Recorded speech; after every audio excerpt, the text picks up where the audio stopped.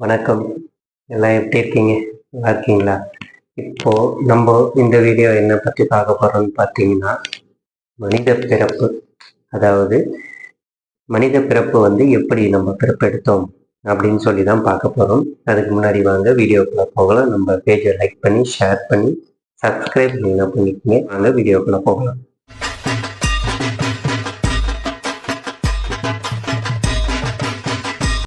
மனித பிறப்பு அற்புதமான படைப்புங்க. இறைவனுடைய ஒரு முக்கியமான படைப்புல பார்த்தீங்கன்னா மனித பிறப்பு. இந்த மனித பிறப்பு எப்படி நம்மளுக்கு கிடைத்தது? அதாவது இந்த ஆன்மா, இந்த உடல் எப்படி வந்தது அப்படின்னு சொல்லிட்டு நம்ம பார்க்க போறோம்.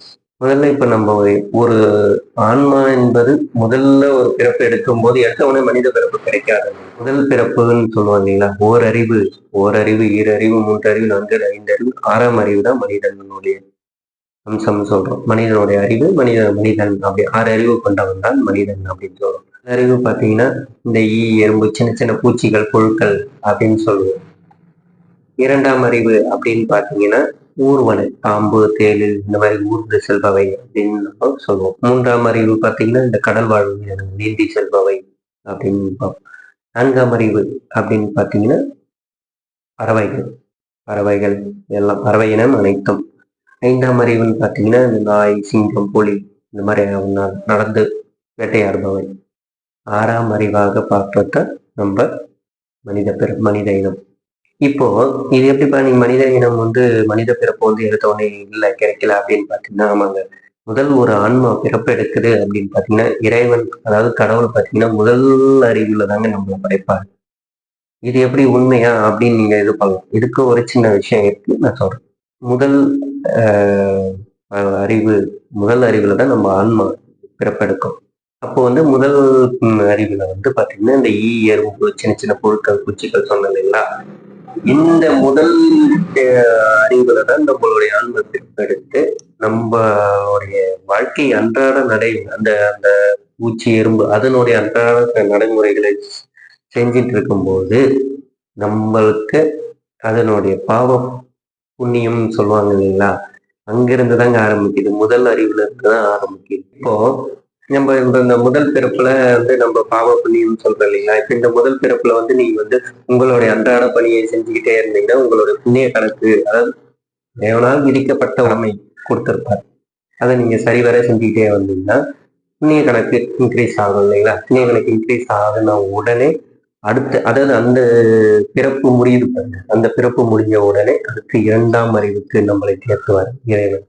இது இதுவே நீங்க பாவங்கள் அதிகமாக இப்ப ஏதோ பாவங்கள்னா எல்லாருக்கும் தெரியும் என்னென்ன பாவம் பண்றோம் அப்படின்னு சொல்லிட்டு அதை நம்ம டீட்டெயிலா சொல்ல வேண்டியதில்லை. இப்ப அந்த பாவ கணக்கு அதிகமாயிடுச்சுன்னா திரும்ப அடுத்த பிறப்பு உங்களுக்கு கண்டிப்பாக அந்த ஓரறிவுல தான் கண்டிப்பா இறைவன், அதாவது நம்மளை அறநிலை, அதாவது நம்ம தேர்ச்சி பெறத்துக்குன்னு சொல்லுவாங்க. அதுக்குதான் இந்த ஒவ்வொரு ஸ்டெப்பா இறைவன் நீ பாவம் அதிகமா செஞ்சுக்கிட்டே இருந்தீங்கன்னா ஒரு கட்டத்துல உங்களோட பிறப்பையும் நிறுத்திடுவார் இறைவன். ஸோ இப்போ நீங்க இந்த முதல் பிறப்புல நம்ம தேர்ச்சி பெற்றுட்டோம் அப்படின்னா அடுத்து 2ஆம் அறிவு, அதாவது நீ இதுல பாஸ் ஆயிட்ட, அடுத்து 2ஆம் அறிவு. இப்ப 2ஆம் அறிவுன்னு பாத்தீங்கன்னா ஊர்வன, பாம்பு, தேளு இந்த மாதிரி. இந்த பிறப்புல நீங்க அதே போல எல்லாம் சரி வர உங்களுடைய அன்றாட பணி என்னவோ அதை செஞ்சு நற்கதி இந்த அறிவு மேம்பட்டு அடுத்து 3ஆம் அறிவு. 3ஆம் அறிவுன்னு பார்த்தீங்கன்னா இந்த கடல் வாழ்வு நீந்துபவை மீன்கள் அதை அனைத்தும் நீந்துபவை அனைத்துமே, அதாவது நீர்ல வாழ்றது அனைத்தும் 3ஆம் அறிவு. இந்த 3ஆம் அறிவுலயும் நீங்க நல்ல நற்கதி அடைஞ்சீங்கன்னா அடுத்த பிறப்பு 4ஆம் அறிவு. அதாவது 4ஆம் அறிவு என்பது பறவையாக நம்ம ஆன்மா பிறப்பெடுக்கும். இந்த 4ஆம் அறிவிலையும் இந்த பாவத்தை அதிகமாக்காமல் புண்ணியம் அதிகமாக சேர சேர சேர உங்களுக்கு அடுத்த 5ஆம் அறிவுக்கான இது ஆயத்தம் நடக்கும். இதுவே நீங்க பாவ கணக்கு தான் திரும்ப திரும்ப அந்த பிறவிலேயே நீங்கள் எப்பொழுது நற்கதி அடையிறீங்களோ அது வரைக்கும் அந்த பிறப்பிலேயே தாங்க சுத்திக்கிட்டு இருப்போம். இது ஒரு சுழற்சி முறை தாங்க. இந்த நம்ம பிறப்புன்றது சுழற்சி முறை தான். ஸ்கூல்ல நம்ம படிக்கிறோம், அதாவது முதல் வகுப்பு, 2ஆம் வகுப்பு எதுக்கு அந்த ஸ்டெப்பா போட்டாங்க. நீங்க இந்த முதல் வகுப்புல என்ன அறிவு ஆனது கரெக்டாக இருக்கிறது அப்படின்னு அந்த அறிவை நீ முடிச்ச பிறகு தானே அடுத்த செகண்ட் கிளாஸ் போறோம். அதாவது இந்த ஆசிரியர்கள் செகண்ட் நம்மளுக்கு பாஸ் பண்ணி விடும். இதுதாங்க நம்ம பிறப்பு, நம்ம ஆன்மா பிறப்பு. இறைவன் நீ அந்த முதல் அறிவுல நீ அதை தேர்ச்சி பெற்றுட்டியா அப்படின்னு சொல்லிட்டு தான் அடுத்த அறிவுக்கு நம்மளுக்கு ப்ரொமோஷன், அதாவது தேர்ச்சி கொடுப்பார். சோ இப்ப நீங்க சரியா படிக்கல, பள்ளியில சரியா படிக்கல, என்ன பண்ணுவாங்க, திரும்ப அந்த கிளாஸ்லயே தானே போடுறாங்க. இந்த கான்செப்ட் தான் நம்மளுடைய பிறப்புங்க. நீங்க நல்லா யோசிச்சு பாருங்க. இப்ப நான் சொன்ன உதாரணமும் நம்ம பிறப்பும் நல்லா யோசிச்சு பாருங்க. சரி, 5ஆம் அறிவு. இப்படி ஸ்டெப் 5ஆம் அறிவுல வந்து இந்த நாய், சிங்கம், புலி அந்த இனங்கள் எல்லாம் சேரும். இந்த 5ஆம் அறிவுல நீங்க நற்கதி அடைஞ்சீர்கள், பாவம் கம்மியாகவும் புண்ணியம் அதிகமாகவும் இருந்தால் மட்டுமே நம்மளுக்கு 6ஆம் அறிவாகி இந்த மனித பிறப்பு அருமையான பிறப்புங்க. இந்த மனித பிறப்பை வந்து நம்ம எப்படி அப்படின்னு யூகிக்க முடியாத அளவுக்குங்க. ஏன் இந்த மனித பிறப்பு கிடைச்சி, அதாவது இதுதான் ஃபைனல் அப்படின்னு சொல்லி ஏன் கடவுள் கொடுத்தாரு அப்படின்னு பார்த்தீங்கன்னா, தன்னிலை அறிந்து மெய்நிலை அடையறதுங்க. அதாவது நீ இத்தனை பிறப்பை எடுத்துட்ட, உன்னுடைய பிறப்புக்கான ஃபைனல்ல வந்து நிற்கிற. ஸோ இந்த ஃபைனல் இதுக்கப்புறம் என்னன்னு பார்த்தீங்கன்னா நடைபெறுது இறைநிலை. அதாவது இறைவனோட இந்த ஆன்மா ஐக்கியமா ஆரம்பிச்சு 1ல இருந்து ஆரம்பிச்சு 6ல வந்து 6ல இருந்து நம்ம அதோட ஃபைனல், அதாவது ஸ்கூல் பருவம், பள்ளி பருவம்னு சொல்லுவோம் இல்லைங்களா, அந்த பள்ளி பருவம் வந்து 1வதுல இருந்து 12வது வரைக்கும். அந்த 12வது முடிச்சுன்னா உனக்கு ஒரு மெச்சூர், உன்னுடைய வாழ்க்கைக்கு என்ன தேவை அப்படின்றத நம்ம தெளிவுபடுத்துவோம். அதே போலதான் நம்ம பிறப்போம்.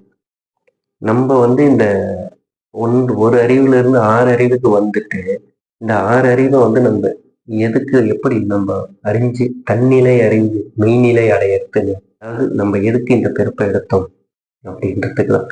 இந்த பிறவியில இருக்கிற இந்த ஆன்மா நம்ம செய்யற இந்த கர்மான்னு சொல்றோம் இல்லைங்களா, இந்த கர்மாவை பொறுத்து தாங்க இந்த உடல்ல இந்த ஆன்மா கொடுப்பாரு இறைவன். இப்ப அடுத்த பிறவியில நான் வந்து நல்லது செய்யறேன் கெட்டது செய்யறேன், அது வந்து கணக்கு அவருக்கு தான் தெரியும். இந்த உடல் தான் நான் அடுத்த பிறவிலையும் இந்த உடலே கிடைக்கும்னு சொல்ல முடியாது இல்லைங்களா.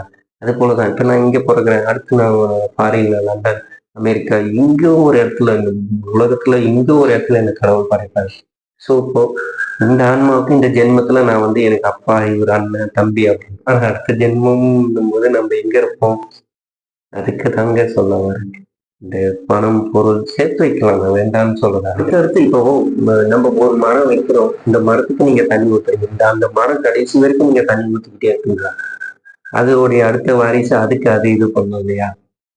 ஸோ அதுக்கு நடுவில் வந்து நான் வந்து தண்ணி எல்லாத்தையும் சேர்த்து வச்சுக்கிறேன், நான் அடுத்து என் பிள்ளைக்கு நான் கொடுப்பேன் அந்த தண்ணி அப்படின்னு சேர்த்து வச்சு அந்த மரம் என்ன ஆகும் யோசிச்சு பாருங்க. உண்மை தானே. இப்போ நீங்க எதுக்கு நம்ம பிறப்பெடுத்தோம், தன்னிலை அறிந்து மெய்நிலை அடையிறது தானே. அதனால முடிஞ்ச அளவுக்கு இந்த மனித பிறப்புன்றது அற்புதமான படைப்பு, இறைவன் கொடுக்குற அற்புதமானது. நம்ம என்ன செய்யறோன்றது அறிவை கொடுத்தது இந்த பிறப்புல தானே.